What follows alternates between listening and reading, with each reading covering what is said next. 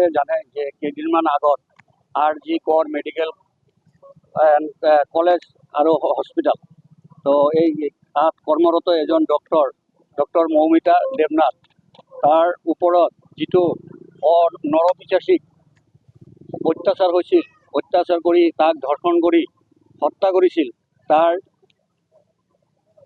আত্মাৰ চিৰশান্তিৰ কাৰণে আমি এটা শ্ৰদ্ধাঞ্জলি অনুষ্ঠান কৰিলোঁ। তাৰপিছত আমি মৌন মিছিল এটা ওলাইছোঁ।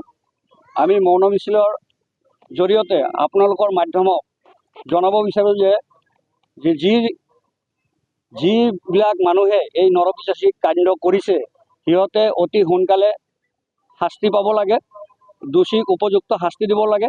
নহ'লে আমি সদৌ বিটিআৰ বাঙালী যুৱ ছাত্ৰ ফেডাৰেশ্যনৰ পৰা যদি এই কাৰ্যসূচীৰ পিছতো যদি দোষীয়ে শাস্তি নাপায়, তেনেহ'লে ইয়াতকৈও আমি গণতান্ত্ৰিকভাৱে ডাঙৰ প্ৰতিবাদ সাব্যস্ত কৰিবলৈ বাধ্য হ'ম।